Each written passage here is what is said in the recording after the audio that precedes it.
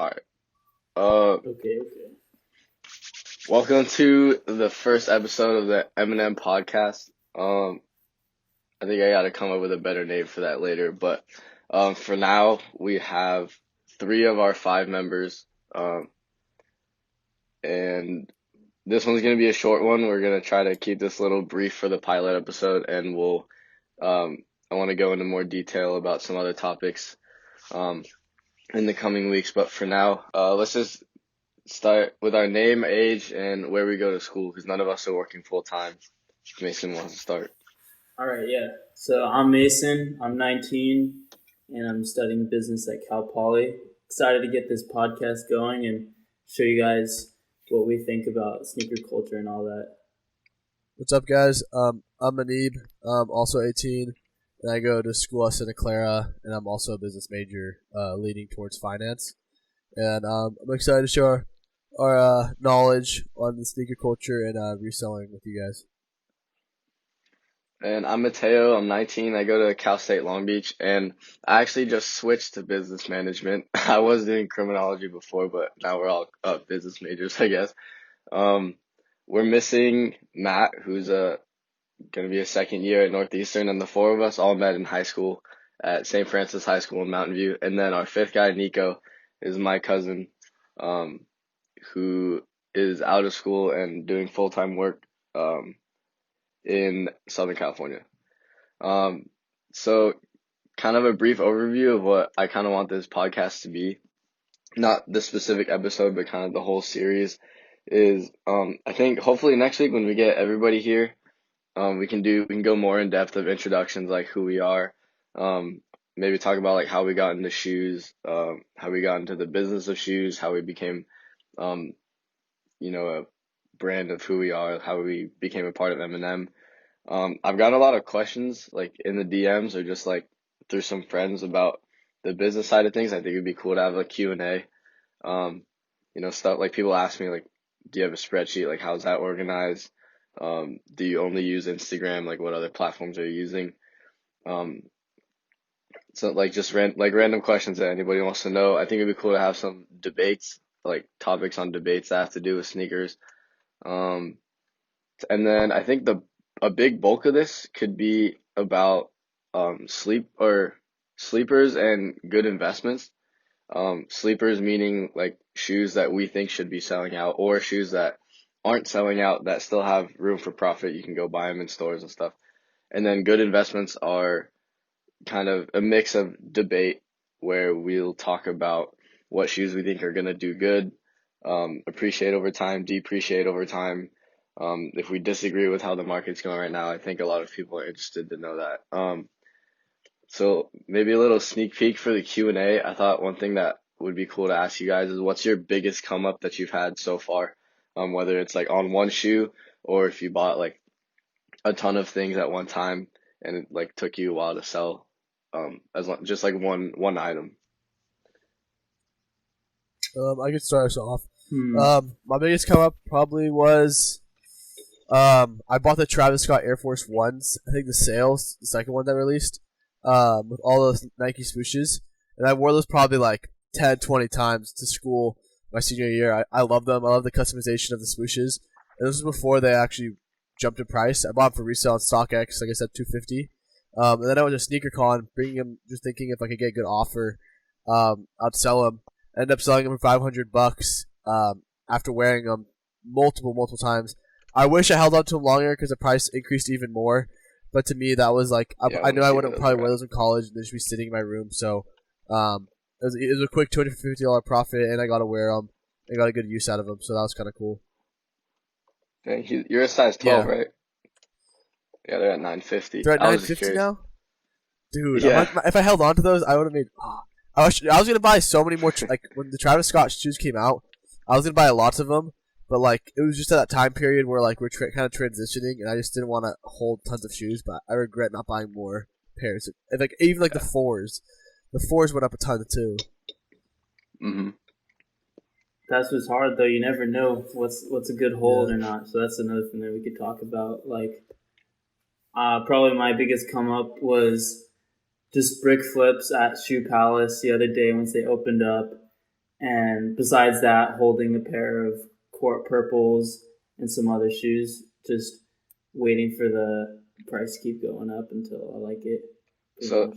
so tell the people, at least on those court purples, if you haven't sold them yet, tell the people what you bought them for and what they're at now and what you're waiting to sell them for if you think they're gonna keep going up. So the retail is 170 after tax and shipping is like 185 or something. And right now they're around 260 lowest ask on StockX. So I think if I could get $100 on them, that would be ideal. So like $100 flat, so probably 190 or 290. That's nice.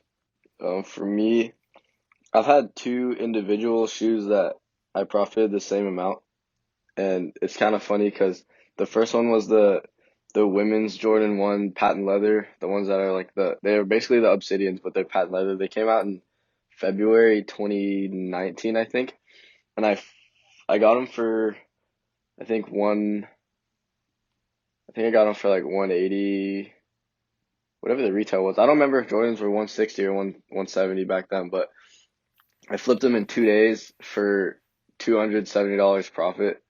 Like I just got lucky off the sneakers draw and did a little quick flip on them. And then I hit the Travis Scott sixes on sneakers also in October, I think. And that one, I was like, so when I did that quick flip, I was just always doing quick flips. And now I'm trying to do like short term holds. So I recently sold that Travis Scott like last month and made another 270 on it. But what was like sad is that if I quick sold it, I could have made like maybe 400 because they were going for like 800 when they came in, and now they're at like Yeah. I think I sold mine for I 550. think with Travis, the hype is kind of starting to die down a little bit. But at the same time, who knows? They could just consistently go up. Like I remember when I first got into reselling, the Turtle Doves were going for like $300-400. At the time, I was like, I don't know. I think it was like freshman year, 8th grade. It's like, oh, I can't pay $400 for a pair of shoes. But I mean, if I bought them then, now the things are easily over $1,000. So like, it really just hard to depend with these shoes because if the hype goes down, even if they're limited quality, no one's gonna really want to buy them.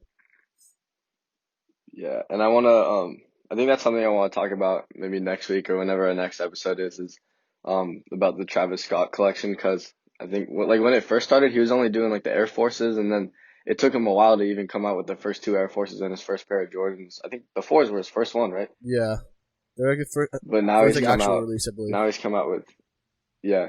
Now he's come out with like a ton of other ones, and they're just like giving him any model. The most recent one being Everything. the It's 270s, and like they're still selling, Two but like I seventies don't are know like how hideous. people it's feel I about just like like them. those. it's just like off white, and it's just dragging it out, and it just over time it will go down if you keep releasing.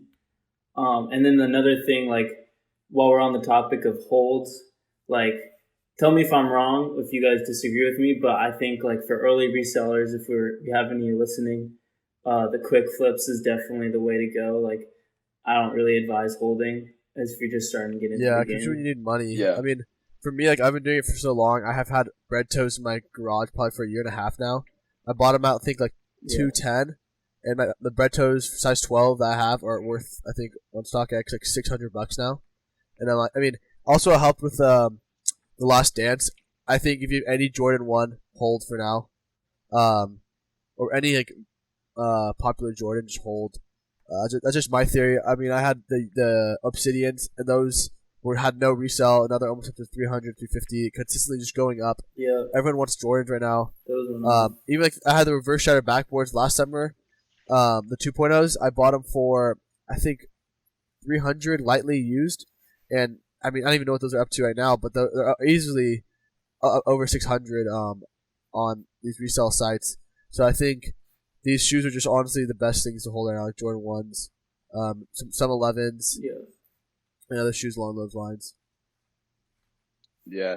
And then we can get more in depth into that later too. Like the Last Dance has been doing like numbers, not just on shoes, but like there's been I saw a post like there's been like millions of searches on eBay that's just like Yeah, Jordan or like Chicago Bulls like 1980s, early 90s. Like there people are trying to get like those those retro like figurines or jerseys or anything Chicago Bulls branded like that they can get their hands on, and the shoe market has become a part of that, and it's been interesting to see. I think when I was watching like episode 3 of that 10-part series, I texted Mason. I was like, I need to buy a pair of these flu games because they haven't covered the flu game yet. But once they cover the flu game, they're gonna jump up in price. And I remember screenshotting the price on StockX of the flu games, and I want to see where they're at now. Because when I screenshotted it, they were at like 330, I think. No, there's a spike for sure. Yeah, I mean, They were at 330, and now they're at 400, 450. yeah. So that was like took Dude, like flu 3 games. weeks. Not even 3. It went like Flu overnight. games at one point. I think even like last summer, they were still like barely over retail. Like I remember I could go like so many people had them when they first released. Like they're just mass produced, and like no one cared for them. And now it's like it's crazy how the shoe increased. Like, I think with a reverse shower backboard, you could buy those brand new for $300 at one point. Now I was looking at it right now; they're brand new for $900. I bought mine used for a quarter of that price. I mean, not even less. And then same with the 3.0 shutter backboards. I bought them for retail, and they're my size 12 is now worth $340, and I really don't even like them. I only bought them because I'm a big Giants fan and they're Giants colors, but they're freaking like just increasing rapidly. I love like with StockX how you can see as like a stock market, the stock of it going up, and like what you see. I think Yeah. if you're like interested in a shoe and you see a stock going up, buy it as soon as you can because most of these shoes aren't coming down as more people start to wear them. And after quarantine, I think shoe prices are gonna spike because people are gonna start wearing all their shoes out that they have been holding for so long. They've been so waiting to like wear them out and flex their shoes that the market for brand new shoes is just gonna just drop.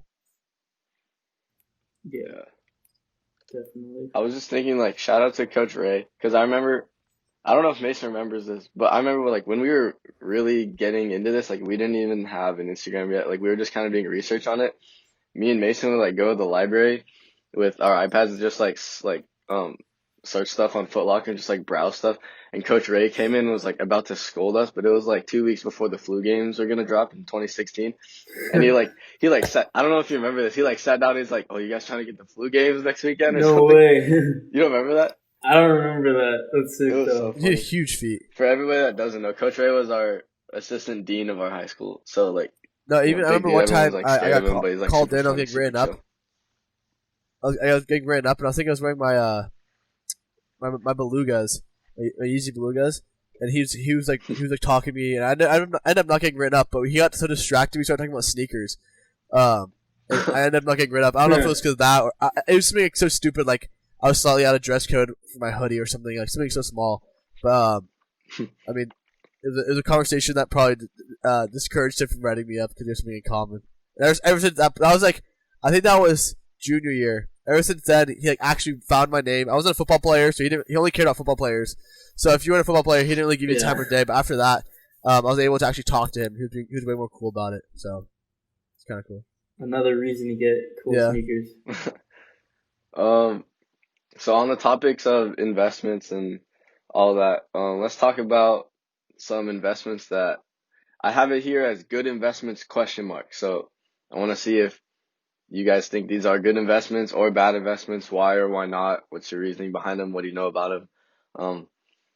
I'm kind of picking they're not all shoes, but they're mostly shoes, and I'm trying to pick the most like relevant shoes right now. Today's June 2nd, 2020. So let's start with this release. It was a couple weeks ago. I think it was May 20th. The Purple Metallic 4s, kind of a tribute to the Jordan 1 Metallic pack years ago. They came in, it's like an all white shoe with metallic purple accents. Not a ton, not really heavy, but it's pretty nice. To me, it looks pretty nice, just like those like metallic like chrome 4s in like 2017, I think. But they came out with purple, orange, green, and red. And from what I understand, the purple was the most common one. Where like I think like one of the colors, I think it might have been red, was like exclusive only to Japan and like another country over there. The green one was like a little bit more or a little bit less rare, and the orange was somewhere in between those two. But the purple one was like very widely released in the U.S. Overseas too, but still overseas, still limited. The purple was limited over there, so it's like kind of a regional exclusive, but also kind of not. Yeah, So what do you guys think on that? I'm looking at them online right now, looking at all the prices, and I just fours don't really have much resale to them. There's a couple here and there that might. But if you look at the Chrome fours they're talking about, those are just so simple that no one's really gonna buy them. And I feel like there's not. Okay, the Pure Monies, that's what they're called. From 2017, they're only at $250, and those are so similar to the Purple Metallic fours, which are still literally going for about retail. So I would say they're not a good investment. I would say it's something like even if you hold, you might make $50 off of max, and that's after maybe a year or two. But I think you can't really quick flip those, and if you did, maybe you could do it for like $10-20 off a local person. But I wouldn't suggest holding onto those or buying them for that much of an investment. Just what you Yeah, said on those Chromes. I'm seeing 250 for a size 17, but all the other ones are like high 380 or like high Did I look at it 300s, wrong? low Maybe 400s. which are the Pure Monies? Yeah. Yeah, the lowest on any size is 250, but that's for a size 17. But it took them like 3 years. Yeah, that's They true. just like Okay, recently went that up was in my price, so it took mistake. them But a yeah, long time. still even then, I feel like I wouldn't want to hold Yeah, that for 3 years. Oh yeah, they did go up a lot. Shoot, those used to be yeah, sitting. yeah. But like you said, like I agree with everything else that you said, but just for the listeners, like it took them. When did they start like going up significantly? It was like around the middle of last year, like towards the end of last year, like October 2019, is when they started to hit the 300 mark, and they're kind of around there. So yeah, but yeah, Mason. I don't see those going up anytime soon. They're a really cool shoe, but yeah, I don't see them going up anytime soon. Just based on similar releases. However, considering that they were like regional, right? So there are people that didn't get that access and who could be like collecting them or something.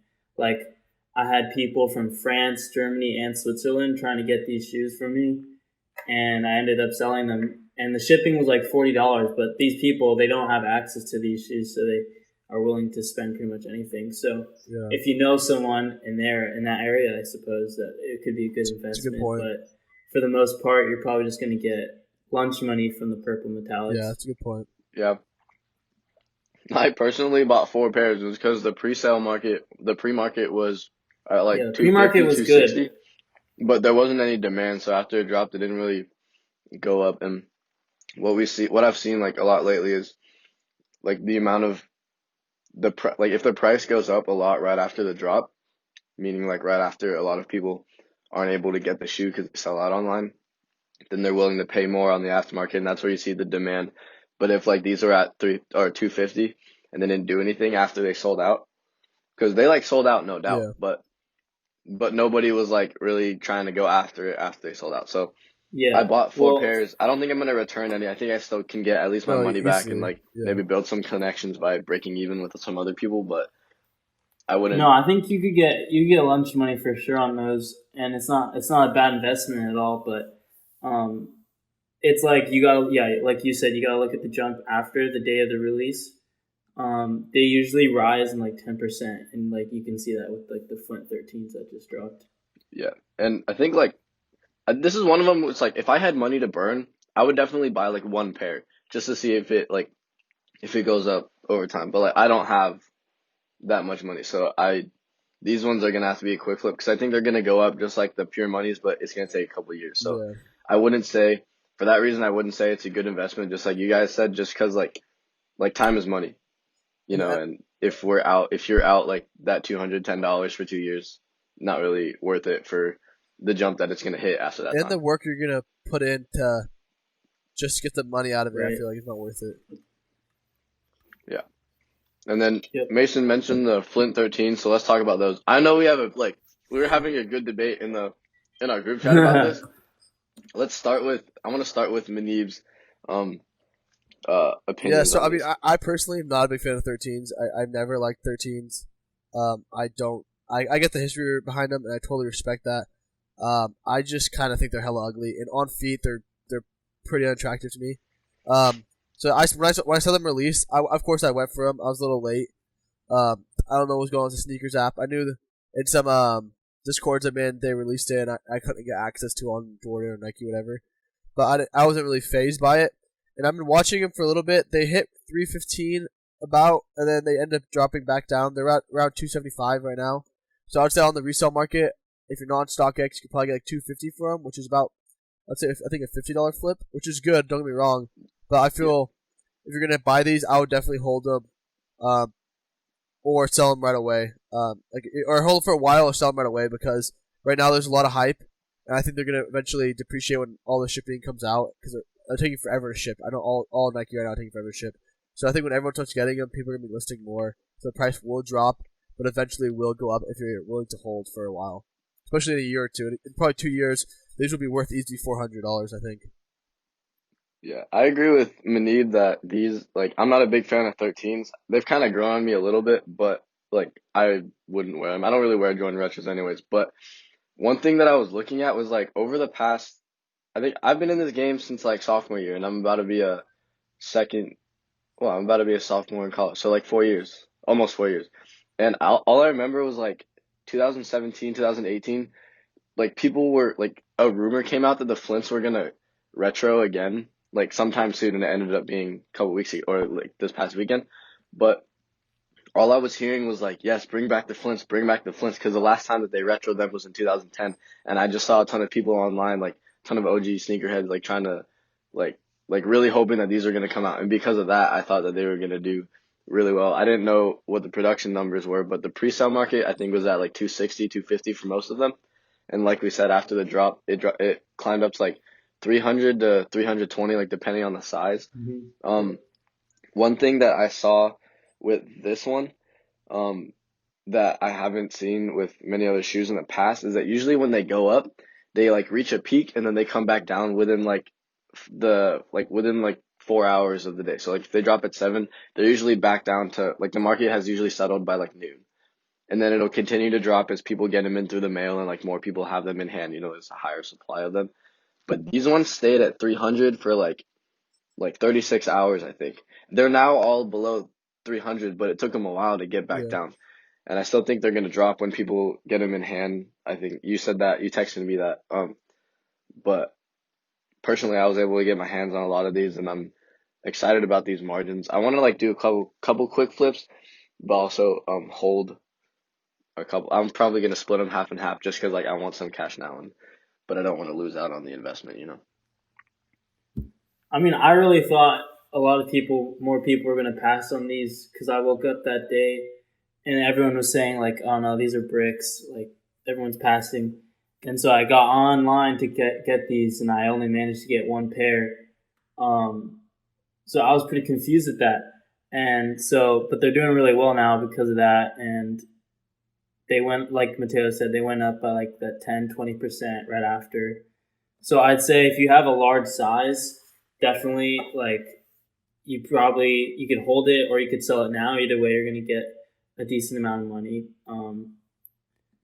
But yeah, I was shocked that the quick turnaround on the opinion on these. And I think people might be confused when we're saying like you should hold it or quick sell it, because a lot of, like, one thing that I wanted to know when I was first getting into this, like when people say hold, like how long do you mean hold? Like hold for a month or hold for like 2 years? And I think that's where like the experience comes in, because like you look at something and then you just kind of like at this point I'm just looking at things and like getting a feel for it. Like I'm holding a pair of Core Purples and Royal Toes, which hopefully we can get into later. I don't know if we'll have time today. Hopefully we can get on one of them. But like I just look at it and I'm like, I don't want to be out that much money for a whole year, which would be a very good hold. But I think if you hold it for like a month or 2 or 3 months, like you'll get enough of your money back without having to regret. Because the thing is, like, if you quick sell, you might regret looking at it later and like seeing the jump, kind of like Manib was talking about with those Air Force Ones. But then on the other hand, it's like Manib got the $500 now, and maybe you've done more with that $500 since you've sold them to make up for that like extra $200. Like you could have turned that $500 into $700 during that time that you could have been sitting around, and you were also like unsure at that time. Like you don't, it's never really a guarantee that it's gonna go up. It's kind of just a feeling, and comes from experience. I think for some shoes, they might go up, but it's a matter of how much. And I had the opportunity to sell them used quickly with cash right to this guy. I was like, I'm just gonna take the opportunity. Who knows? And I think now we have Yeah. M&M resale has really reached a really high point for us, so it's easier for us to sell our products, which is really nice. But at that point, I think it was just kind of starting off. So it was kind of hard to sell used sneakers, especially. I mean, still kind of is, especially shoes that aren't as hype. But I mean, you can take like any Adidas shoe, NMD Ultra Boost. You don't know when they're just gonna fall off. That was one of my bigger regrets. I have a lot of. I love Ultra Boost. I still wear them to this day, but there's a lot of shoes I had that I had to like either break even on or make a little money on because you just don't know when it's gonna drop. I think with Jordans are very consistent. I'm holding a lot of Jordan ones. I think I'm gonna hold the Royal Toes for a couple more months.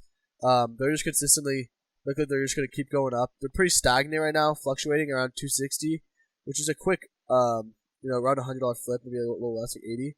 So I would suggest holding, like I said, till everyone's going out again. I think when everyone starts going out again, everyone has all these shoes they're waiting to wear. So I think prices will jump again. Yeah. And on the topic of Jordan ones, let's go into let's talk about the Zoom Jordan ones. I want to talk about the Royal Toast too, but the Zooms kind of dropped a while ago. I think they dropped in mid-March or late March. The Racer Blue Zooms. They had a darker one that was like reflective material, but I'm more talking about the ones that people are calling the poor man's Dior's. They've got like this translucent upper, like they're kind of like they're super Yeah. sick, and they were. I remember they were bricking, and I was thinking of returning them because I bought them for 190, and they were going for about 190, 200. And like I said, that was mid-March. It's beginning of July, and they've spiked up to, I think the size that I had spiked up to like 280. And I kind of like I held onto it and waited for me like to get some money back, but I ended up selling it to my friend for 230. So like I'm a little bit regretful, but also like some people saw it coming, some people didn't. What are you guys' thoughts on that? Honest, you I go mean, first. I really don't. I didn't know anything about these shoes, to be honest with you. I didn't go after them at all. I didn't really research them, but personally, I liked them. And what do we know what the pre-sales were on these? Pre-sales were at like 220, 230, so I would have that's why I bought it. I would have bought them either way because they would have been at least a good quick flip. So Yeah, and they just keep going up I like think the reason, $5 a week. yeah, I think the reason that they dropped so hard was because they're not like the Jordan ones that everybody likes, everybody knows everyone likes. So like they're technically called the Jordan High OGs. So like Jordan 1 mids or Jordan 1 lows or Jordan 1 like this one was it wasn't an Air Jordan technically, it was a Zoom Yeah, Jordan Yeah. Zoom. because for those people that don't know, the Air and the Zoom and the React, those are all cushioning systems by Nike. All the Jordans have air in them in the soles. This one they use the more recent technology, which is Zoom, which makes the shoe better, which caused a $10 increase in the retail. But for the OGs, it like just to them it just isn't the same because you're just kind of updating an old model, and it's not like it kind of loses that nostalgic feeling that a lot of buyers want. Yeah. I mean, do you have any thoughts? Honestly, I didn't give a shit about these when they released. I thought they were cool. I didn't think they had much resale. And like I said, I think the resale that they spiked in is because everyone wants Jordan ones right now. That's like I really what I think it is. Even old Jordan ones, every Jordan one I'm looking at like is just going up. Even like you look up like the high turbo greens, like those little turquoise ones. When they first released, Oh they're like, yeah, don't get me wrong, they're cool, but they just had no resale. They were just, I knew you kind of can go to the store and buy those Jordan ones, and now it's like everybody just really, I think everyone just wants Jordan ones. That's I think really what it is. I think I definitely credit to Last Dance, but I think if you have Jordan ones right now, if you need money, definitely sell. They're at a high, but I think they can also continue to go up for a little longer as the hype of Jordan 1 continue, especially going into the fall and winter when Jordan 1s usually are the most worn because of people wearing pants. But yeah, I'm shocked. I like you said the poor man Dior's. I think it's a funny term for them because they really do look like the Dior's coming out. But honestly, looking back at them, they are pretty cool shoes. I'm not sure if I'd wear them just because I don't wear. There's not too many Jordan 1s I like to wear. I only wear them for certain events or certain occasions. But yeah, I think these are pretty cool overall. Clean sneaker.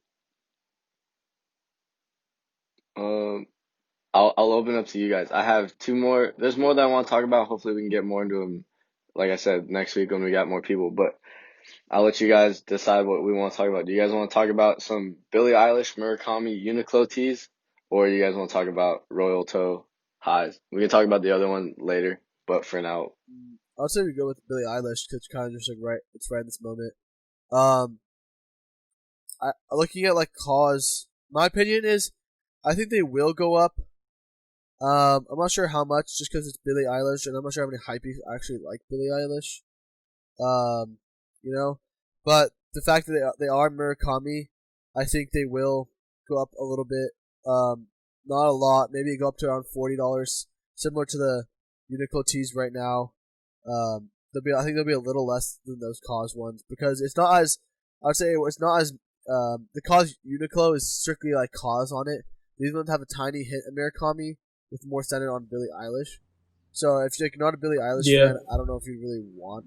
Like, I'm not really a big Billie Eilish fan, so I wouldn't know if I really want to wear these shirts out. Whereas if I'm a fan of cause, so I'd proudly wear them out. So I don't know. I think they might. I don't think they'll do as well as the cause Uniqlo, but I think they'll still do well. They still have resale. But you'd have to wait like, probably a little longer because I'm not sure. I think last time I checked, they're still sitting on Uniqlo. yeah, that's the Yeah. thing. Or you Yeah, want to finish? they're still sitting on Uniqlo, so they might. If anyone who wants them will buy them, if that makes sense. Yeah, and that's the thing too. Is I cashed out on a lot of them, and it's because of because of the history that me and Mason had with those cause tees. Um, but from my research, that this most recent cause drop, for those that don't know, cause is a Japanese Yeah, brand, I Japanese believe so. artist. It's just like Yeah, an art brand, a hype piece art brand. yeah. So Yeah, they art did Instead of brand. cause. I can hear wait, Manib, I can hear an echo through Oh your my thing. bad. I don't know what happened. But they did they were doing collabs with Uniqlo for a while, and the two big things that were getting the attention was that the Uniqlo tees have a very low retail of $15 and causes a very high end like artist collaboration if you get that. So even though it's a low investment of $15, $16, $17 after tax, people are doubling their money.